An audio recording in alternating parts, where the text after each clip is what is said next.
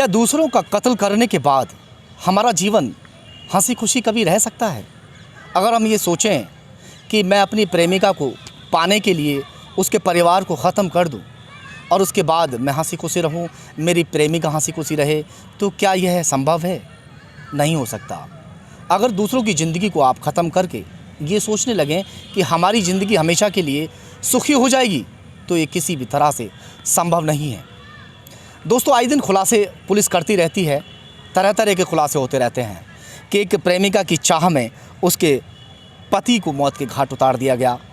एक कभी खुलासा होता है कि उसके परिवार के 4 सदस्यों को मार दिया गया। उसी तरह से एक घटना सामने और आई है जिसमें मासूम से छोटे छोटे 3 बच्चों को एक प्रेमी और प्रेमिका ने मिलकर शादीशुदा हैं ये प्रेमी और प्रेमिका, जिन्होंने 3 बच्चों को और उनके पिता को, यानी कि उसकी जो पत्नी है, उसने ये इस घटना को अपने प्रेमी के साथ मिलकर अंजाम दिलाया। नमस्कार, आदाब, सत श्री अकाल। मैं हूं ज़हीर खान और आप देख रहे हैं खबर तहकीकात।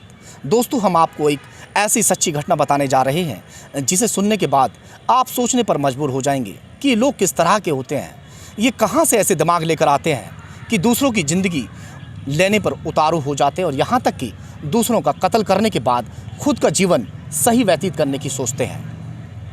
हिमाचल का एक ज़िला है चंबा, और चंबा में एक गांव पड़ता है करातोट। यहाँ पर एक भूरा नाम की महिला रहती है और उसका पति है मोहम्मद रफ़ी, जो वक्त वक्त पर बाहर जाकर कारोबार करता है। उसी गांव का रहने वाला है उसका एक प्रेमी जिसका नाम है जमात अली। जमात अली और भूरा की कहानी एक इस तरह की कहानी है जैसे एक फ़िल्मी कहानी होती है। दोनों का बचपन का प्यार होता है और उस बचपन के प्यार को एक दूसरे के साथ रहने के लिए वो हमेशा साकार करना चाहते रहते हैं और ये सोचते रहते हैं कि किस तरह से हम दोनों एक दूसरे के साथ रहेंगे। शादी से पहले, जब भूरा की शादी होने वाली थी, उससे पहले भी जमात अली के परिवार वालों ने उसके घर रिश्ता भेजा था, मगर भूरा के परिवार वाले, जो भूरा महिला है, उसके परिवार वाले ये नहीं चाहते थे कि जमात अली के साथ किसी भी सूरत में उसका रिश्ता किया जाए। जमात अली एक गुंडा टाइप का लड़का था, जिसकी वजह से वो कभी नहीं ये कोई भी बाप हो या कोई भी उसके परिजन हो, कभी नहीं चाहते कि उसकी बेटी की शादी किसी गुंडे या बदमाश के साथ की जाए। जिसकी वजह से एक मोहम्मद रफ़ी, जो सीधा साधा और एक कारोबारी लड़का है, जो बाहर जाके भी कारोबार करता रहता है, उसके साथ वो उसकी शादी रचा देते हैं। और वक्त बीतता चला जाता है और कुछ दिन में 3 बच्चों के वो माता पिता भी बन जाते हैं। छोटे तकरीबन उम्र होगी 1.5 साल छोटे बच्चे की, उसके बाद में 3 साल, उसके बाद में 6 साल, यानी बच्चे अभी छोटे छोटे से हैं। जो मोहम्मद रफ़ी है उसकी उम्र महज अभी 26 वर्ष है।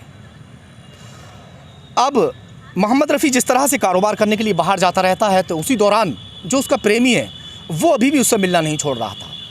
शादी के बाद भी दोनों का मिलना जुलना बरकरार चल रहा था, जबकि इस बात की भनक मोहम्मद रफ़ी को लग भी चुकी थी। उसके बावजूद भी उसने थोड़ा बहुत विरोध किया, समझाने बुझाने की कोशिश की अपनी पत्नी को, मगर उसके बावजूद उसका साफ तौर पर यही कहना था कि मैं किसी भी कीमत पर जमात अली को नहीं छोड़ने वाली। खैर, छोटे बच्चों की वजह समझ लो, समाज की वजह समझ लो, इस बात को वो सहन कर गया। शायद ये सहन करना उसके लिए घातक साबित हुआ। दोनों का छुप छुप कर मिलना, समाज के सामने इस तरह से ओपनली ना मिलना और समाज को इस बात की जानकारी होना कि ये इनके घर पर आता है, ये समाज को नागवार गुजर रहा था। अब जैसे ही मोहम्मद रफ़ी वापस आता है, वो अपनी पत्नी को समझाने के लिए लास्ट वार्निंग देता है कि अब जमात अली से आप कभी नहीं मिलोगे।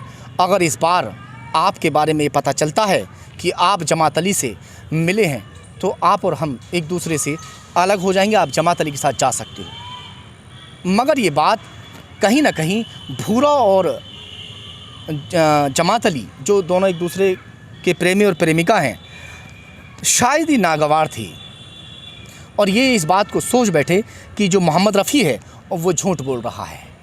अगर हमने इस तरह का कोई कदम उठाया तो ये हमें नहीं मिलने देगा और पुलिस केस वगैरह कुछ हो सकता है। इसी रास्ते से हटाना ही बेहतर होगा, क्योंकि अब वो एक दूसरे के बीच में रोड़ा बन चुका था।